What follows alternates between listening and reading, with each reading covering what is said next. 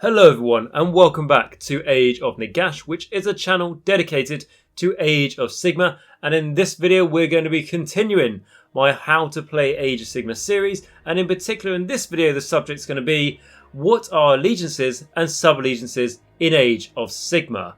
Now you may be sitting there and you're wondering if you're a bit new, what is an allegiance? An allegiance is incredibly important in Age of Sigmar, as an allegiance means army. So for example, if you play Flesh Eater Courts, that's not a Flesh Eater Court army, that's Flesh Eater Court allegiance. It's really important, and we'll explain this in this video and we'll say how it all works. So you will now know how to use your allegiances and your sub-allegiances, which we'll get to as well in this video, when you play your games of Age of Sigmar. In this video, we are going to be talking from a very beginner level. So if you are more than competent enough Age of Sigmar and you know everything there is about allegiances and everything else, this video is not for you. Go and watch another video of mine if you would like to. And the order of how we're going to do this is firstly, look at how Age of Sigmar defines allegiances by reading the core rules. We'll read through that, see what they have to say, and then I'll explain through it when we do, of maybe making it a bit more easier to understand in case there's some complicated wording, as they sometimes do in Warhammer. And then I will give examples of how it will work when you go to looking at choosing an army. And then after that, we will talk about sub-allegiances. But before we do that, I just have to do a shout out to my patrons, my YouTube members, who, as I always say on every video I do, wasn't for these lovely people, I wouldn't be able to make videos such as like this to help you get into Age of Sigmar and continue your Age of Sigmar journey. Starting with my biggest supporters, that's going to be my Morgasts, and that's going to be Johnathan H, Filq, Bleed Red and Christopher G. And that tier, as I always say, is so much support. Please keep it up, it's making a huge difference. Thank you so much. And then also my vampires, who give a huge amount to the channel as well, which is going to be Mir, Martin S, Rouse321, David A, Ronni H, Doug P, SpareBear and Chris H. Thank you so much for your huge contribution there. It really does make a difference. And then my Necromancers, which is Jacq.l, RadiationRiley, AW77, Dice Sagas, WolfNick, Michal W, Quad, Cranky Wombat, Christopher F, Christopher C, James S and Steve T. Thank you so much for all your continued work and support there. It makes a huge difference. And I just want to say that Chris H is actually a brand new YouTube member. So thank you so much for deciding to support the channel, and it will really help me be able to keep this up. So thank you so much there. And if anyone would like to become one of these wonderful people, all you got to do is click the join button next to the subscribe button. It will allow you to become a YouTube member, or go to my Patreon, which is at the top of the description down below. You'll find a link to it there. But we get into all that at the end of the video, because for now we're going to go into the allegiances of Age of Sigmar, looking at what they say there is about them in the General's Handbook 2020 core rules. So bear in mind this may change depending on what edition it is of the game or what General's Handbook it is, but they generally stay the same, and they have done for the last quite a few years. So the advice I'm giving you in this video to try and help you along, which timestamp is the 21st of the 3rd, 2021, should help you quite some far away in the future, but just check out the date of the video in case, just to make sure if you're watching this quite a bit in the future. But with all that aside, let us get into it. And the rules explain sub-allegiance abilities, as in, if your army has an allegiance, you can use a set of allegiance abilities for it in your games of Warhammer Age of Sigmar. Allegiance abilities allow your army to use additional abilities and spells. Sets of allegiance abilities are included in many of the books published for Warhammer Age of Sigmar, and new ones are being added all the time. The rules in the section explain how to use allegiance abilities in your games. Okay, so when it says things like books, it mainly means things like battle tomes.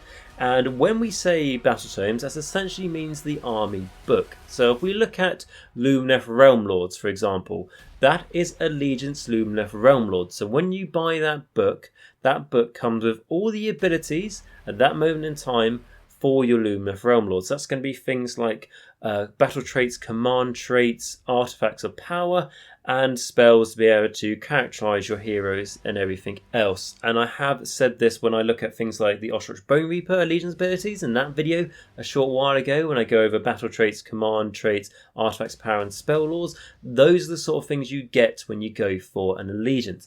Alternatively, there are things like campaign books where you can get other allegiances. Things like the Broken Realm books that are at the moment, or the Wrath of the Everchosen book that came out last year. There's lots of other little books in between that can add allegiances. But for now, if you're very new, the main ones to focus on are things like your battle tomes, so those army books. It then says Army Allegiance. When you choose your army, you can also choose an allegiance for it. If you do so, you can use the allegiance abilities that correspond to the allegiance you have chosen. If an army can have more than one allegiance, you must pick one to apply to it during the game. So this is kind of what I just already explained, but if we look at things like the Slaves of Darkness that can fit into many different allegiances, like Khorne, Slaanesh, Nurgle and Tzeentch, and you can use your Slaves of Darkness models in those other armies, so you have to declare before the game is decided, and ideally when you write up your army list, as we call it, what army, as in what allegiance, are your models going to be representing. So basically you don't just turn up to your opponent and go, oh, your opponent's taken this, that and that, I'm now going to effectively change what my army does just to try and get an unfair advantage. So that's why you have to declare it beforehand. The other thing I want to say there is when I use Slaves of Darkness as an example, you could use your Chaos Warriors, Chaos Knights, all that sort of thing in, let's say, Khorne. Now, if you looked at the Khorne battle tome, it would say Blades of Khorne, but really the allegiance is just Khorne. The same with Hedonites Slaanesh, the allegiance is just Slaanesh. And same with Disciples of Tzeentch, the allegiance is just Tzeentch. And the same with Meghan Nurgle, the allegiance is just Nurgle. So these are some exceptions. They're not all like that. So if you read the battle tome, like I said earlier, like Lumineth Realm Lords, have they actually got another name? Is their real name just Realm Lords? No, that's fine. But it's mainly just the ones that I can think of, those Chaos Gods. So it's just something to bear in mind there. And then the next thing to talk about, it says, is Grand Alliances. So units in Warhammer Age of Sigmar owe allegiance to one of the Grand Alliances, either Order, Chaos, Death or Destruction. The Grand Alliance a unit belongs to is determined by keywords on its war scroll. For example, a unit with the Death keyword is part of the Death Grand Alliance. An army has an allegiance to a Grand Alliance if all the units in the army are part of the Grand Alliance, including any units that you assign a keyword to during setup.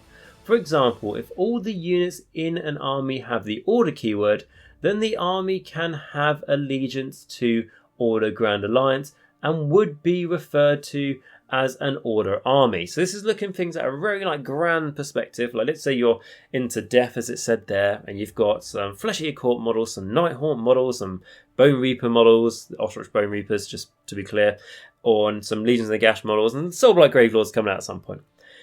You can have them all in the Death Grand Alliance as it stands at the moment. However, because that's a very generic allegiance, you'll find that the abilities won't really add too much to your army. But when you go into the next thing we're going to talk about, which is factions, you'll see why the game rewards you for being more sort of thematic in your army choices, rather than just taking a big mixture of Order or Death or Destruction or Chaos, as an example. So, going on to the factions, it says many units also owe allegiance to a faction that is part of one of the Grand Alliances. For example, Stormcast Eternals are a faction of the Order Grand Alliance. An army can have an allegiance to a faction instead of a Grand Alliance if all the units in the army have the keyword for that faction, including any units that you assign a keyword to during setup. For example, if all of the units in an army have the Stormcast Eternal keyword, then the army can have allegiance to the Stormcast Eternal faction and would be referred to as a Stormcast Eternal army. So that's very much how it says there. It's like I explained earlier. I don't really think I need to go in more depth in that bit, but obviously if there's anything I'm saying here that you guys don't still fully understand it, just put it in the comments down below and I'll be happy to try and help you out best I can. And then we move on to allies, which is very important in Age of Sigmar, and it says 1 out of every 4 units included in an army can be an allied unit. Allied units are treated as part of your army, except that they are not included when working out your army allegiance, and can therefore be part of a different Grand Alliance or faction. In addition, an allied model cannot be the army's general and cannot use the benefit from an army's allegiance abilities. The faction that an army can ally with can be found in its battle tome or with a pitched battle profiles in the current edition of the General's Handbook. For example, a Stormcast Eternal army can ally from any other Order faction. So Stormcasts are quite unique in that aspect. A lot of other armies don't have the option of just allying with everyone. Like Seraphon are very strict. I think they can only have Stormcast in there, as far as I can remember off the top of my head. Ostrich Bone Reapers can't have any allies. And you have some that can mix fairly more well than others, like you'll find that Skaven, I think they can ally with some Nurgle stuff, but not really too much. It differs between what army you've got, and a lot of the armies don't really need allies because they have a lot of synergy already within their armies. But like for an example that could be an interesting thing is, I really like to take a Corpse Cart into my Flesh Eater Court army, because a Corpse Cart at the moment is currently a Deadwalker unit, and it can give +1 to cast to all Death Wizards within 18 inches of it if it's got the Unholy Lodestone. So I take that in my Flesh Eater Court army, and now my 4 Wizards in my Flesh Eater Court army are +1 to cast, and I can make my Arch Regent, who's my General, +3 to cast at this point. So that's why that's a really useful model to be included into my Flesh Eater Court army as an example, and there are other many examples out there where allies can be useful, like if you take a Knight Incanter in a Cities of Sigmar list, for example, in a Cities of Sigmar army, a Knight Incanter is a Stormcast wizard and can cast the Stormcast Endless spell that can do lots of damage to the enemy, so you can find some synergy there. I understand if you guys are very new, you probably didn't understand what that bit meant, but for people who are kind of mediocre, you can understand where I'm coming from. So allies are a way for you to have units in your army that don't belong to your army, but they still have to follow what allies your army can include, which you'll find when you look at the back of your battle tome. Let's say for an example, look at the points section for your army, or how many points are Tree Reverence, for example, and then if you go all the way down, it will then say allies, and if we're using Sylvaneth as the example here, it will say Sylvaneth allies X, Y and Z. So that is why it is very useful to see, but bear in mind that only 1 in every 4 units in your army can be a allied unit, which is something that doesn't always come up, so it's always important to remember that.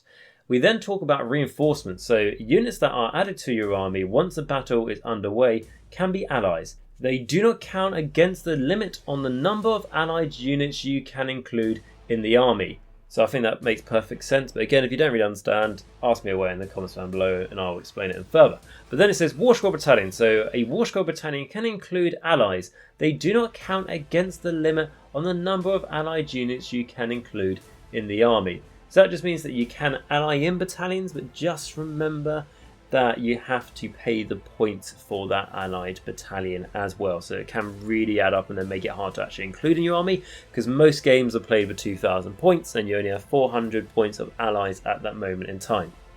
We then talk about types of abilities. So most Allegiance abilities include sets of battle traits, command traits, artifacts of power and spell laws. These are sometimes presented on a table. You can either roll on that table to randomly generate an ability, or you can choose one. Don't worry, you're not really ever forced to roll. It's only if you want to just be random and all that sort of thing. You would generally always choose what you think would be best suited to your army. And then it says, remember that Allegiance abilities cannot be used by allied units in your army, which is absolutely fine, and it's kind of explained that just a bit further. So and then it says named characters. So named characters such as Nagash, Archaon and Alariel are singular and mighty warriors with their own personalities and artifacts of power. As such, these models cannot have a command trait or an artifact of power. So when it says Nagash, Archaon and Alariel, bear in mind they're just such as, so there's many other named characters out there that cannot have them, and they're usually called unique if you look at their points description at the back of the book that they may be in. Something else to say what's important there is when you look at things like Gordrak, the Fist of Gork, which is the named megaboss who rides a Maw Crusher. He doesn't see a lot of time on the table because the normal megaboss on Maw Crusher is better than Gordrak. And if you look at the War Scrolls, you might go, but Gordrak's better here and there, but Gordrak presumably costs more points, and the normal megaboss Maw Crusher can take an artifact command trait, which then brings his power level above Gordrak. So you can just see why sometimes people don't always go for the named characters. And then it says battle traits. So an army that shares common goals and ideas is much deadlier than a raging force of unlikely allies. To represent this, armies that share the same allegiance often benefit from powerful additional abilities called battle traits. And then talking about command traits. So whether cunning strategist or a berserker butcher, every general has a unique style of command. If your general is a hero, And the allegiance abilities for your army include command traits. You can choose or roll for one for your general. If for any reason you must select a new general during a battle, immediately choose or roll for a trait for them. Command traits have no effect on attacks made by a general's mount unless noted otherwise. So that's something that we've been used to, not affecting the mount. When the general dies, you roll for another trait for a new general. I'll be honest with you guys, at the top of my head, I can't remember if that is for match play. I think when your general dies in match play, I've never done this, and I'm pretty sure that's right along the lines of you don't generate a new general. And I think that's only for open and narrative. And then going on to the artifacts of power. So these treasures are born to war by mighty heroes. If the allegiance abilities for your army include any artifacts of power, you can choose or roll for one to be carried by a hero from your army. You may choose one additional hero to have an artifact for each war scroll battalion you include in your army. A hero cannot have more than one artifact of power, and an army may not include duplicates of the same artifact of power. Artifacts of power have no effect on attacks made by a hero's mount unless noted otherwise. So again, with the mount thing, we're used to that for a while, but just bear in mind if you've got like a big Vampire Lord and Zombie Dragon as an example, and you go, oh, if I take this artifact, it gives me like once per game +1 to hit and +1 to wound. It's not going to affect your dragon as well unless it specifically states that. And the other thing to note there is it means that, you know, you can't duplicate artifacts. So if you're, let's say, the list of 6 artifacts you can choose from, there's one that's clearly the best one. You can't just take a battalion and then that means you can take 2 of them. As for example, you can't just duplicate the same artifact and you can't just put it on the same person to get really sort of like crazy effects. You could when Age of Sigmar, like within its first year or two when it came out, and take it from me, from experience, we could see why that wasn't really working and they had to change it here. And then the last couple of things to talk about on the smaller page, we've got spell laws. So wizards may know additional spells drawn from laws of magic that are only used by the faction or Grand Alliance they are part of. If an allegiance ability for your army includes any spell laws, each wizard in your army knows one of the spells from the law in addition to any other spells they know.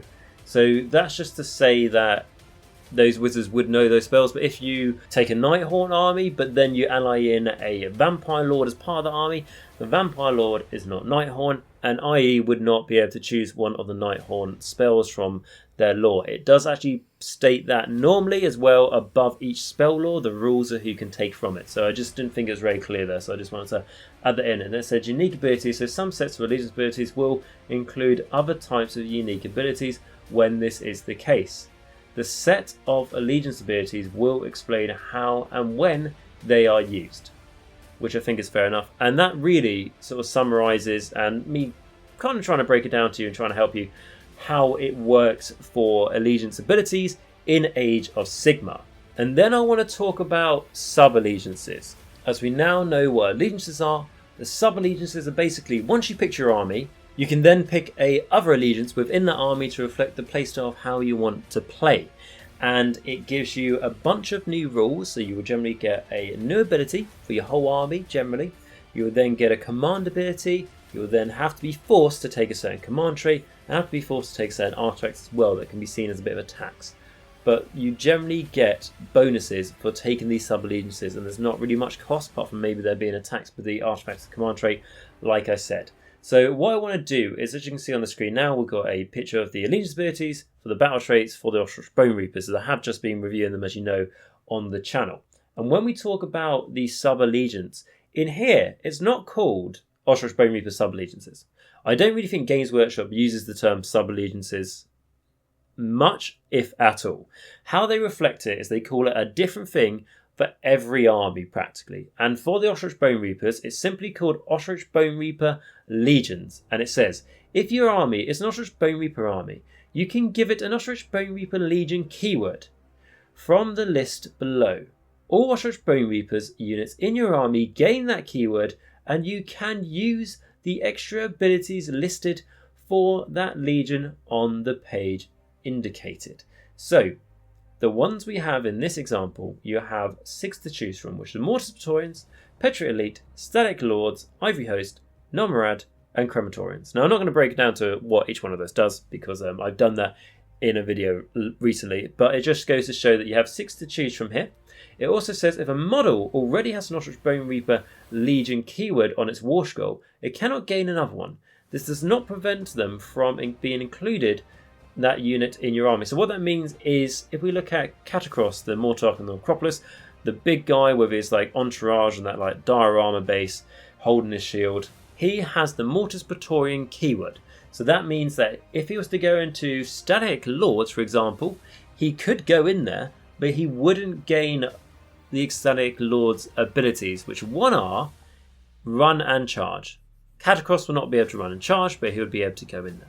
So this is just an example of Ostrich Bone Reaper legions, and what I wanted to bring them up as well is it says you can choose one of these legions, as in you can choose a sub-legions for your army.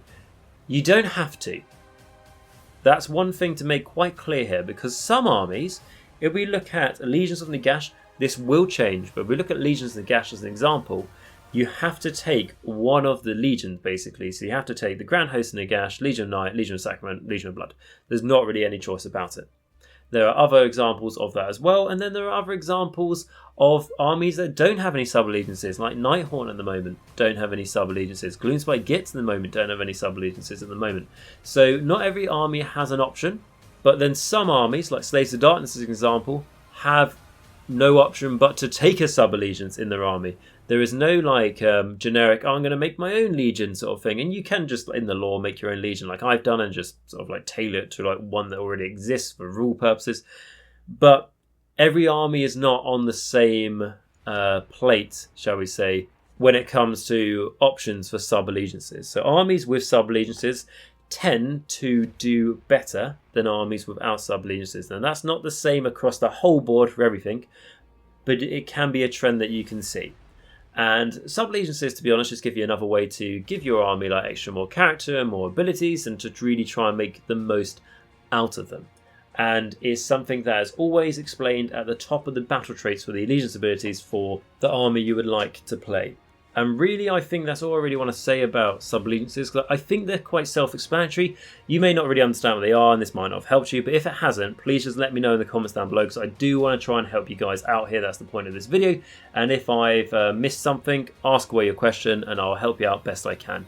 But with that, I didn't want this video to go on for too long, because especially if you're new and you want to get into this game, you don't presumably want to watch a video that goes on for hours like quite a lot of my videos do for more like in-depth talks. So for these beginner ones, I'd much rather them be a bit shorter. So that's what I'm going to do now. And with that, guys, what I'm going to say is I really hope you learned something from this video. If you've got any more questions, put them down in the comments. And hey, if you did like this video, could you please do me a favour and smash that like button, that subscribe button, and that bell notification if you haven't already. Essentially, that lets me know that you're enjoying these like beginner-friendly videos. And also, if you subscribe, I'll be making more of these, and I have already made a playlist for like how to play Age of Sigmar that you could go check out already. And what I would like to say as well is if you would consider supporting the channel a step further, if you click the join button next to the subscribe button, or you find a link at the top of my description to my Patreon, and you would consider giving $1 or £1 a month, something like that, it massively goes towards keeping the channel going. And because of like YouTube membership and Patreon, it's the reason why I can justify putting all much time and effort into this channel. And on that note, I would like to do a massive shout out to my Patreon and YouTube members, where we're going to start with my biggest supporters, which are going to be my Morgasts. That's going to be Johnathan H, Filq, Bleed Red, and Christopher G. Thank you so much for supporting on that tier. It's absolutely keeping the channel going, and I really don't know what to say apart for thank you for your like overwhelming generosity, and you've really been doing it for a long time now, so please keep it up, and it's making a huge difference. And then my vampires as well, who add a huge amount to keeping the channel going, which is going to be Mir, Martin S, Rouse321, David A, Ronni H, Doug P, SpareBear, and Christopher C. Thank you so much for your continued effort. It really isn't going unnoticed. And then my Necromancers, which is Jacq.l, RadiationRiley, AW77, Sagas, WolfNick, Michal W, Quad, Cranky Wombat, Christopher F, Christopher C, James S, Steve T, and Robin S. So thank you all for your collective effort there as well. It really does go to help keep the channel going. What I'd like to say is a big shout out to Robin S as well, who is actually a brand new YouTube member. So thank you so much for deciding to take that decision to support the channel. Really does help. And I wanted to give you a shout out, as you may notice at the start of the video, I didn't. Basically, that's just because I recorded this video Started it a few days ago, and then you decided to be a member, so that's why I'm giving you a shout out at the end as well. So don't think I forgot you or anything like that. I just basically started recording this before we had all the news of the weekend that's just gone, and then because I've taken so long to recover doing all that news and everything else, that I thought it'd be nice to do a normal video, and then I saw that lovely that you decided to become a YouTube member. So thank you so much for that help. And with that, guys, like I say, if you'd like to consider becoming one of these lovely people, being a YouTube member or a Patreon, check out the join button or the link to my Patreon down below, like I mentioned. But if you can't do any of that, no worries at all. But if you did enjoy the video, please, like I say, like, subscribe, and bell notification. Press those 3 buttons all next to each other, and it massively helps. What I will say as well is that if you think you know someone who might enjoy this video, feel free to share the video. And what I should say as well is if you would like to join the conversation in the Age of Nagash Discord, which is a really buzzing Discord, I'm really happy to see how well it's grown. Go check that out as well. And we have plenty of new people who have joined, and we're all happy to try and help people out with the game. Even trying things out on Tabletop Simulator to try and help you understand the game in practice. So there's a link to my Discord in the description as well. But with all that aside, guys, I'm just more than anything else just happy that you came here and watched this video today. So I'm going to hope you have a great rest of your day. Remember until next time to stay safe, wear a mask, wear gloves, and for God's sake stay hygienic, so by the time you've learned how to play Age of Sigmar, you can actually play it in real life after lockdowns and all that sort of things are hopefully over. However, more importantly, remember until next time that Nagash is all, and all is one in Nagash.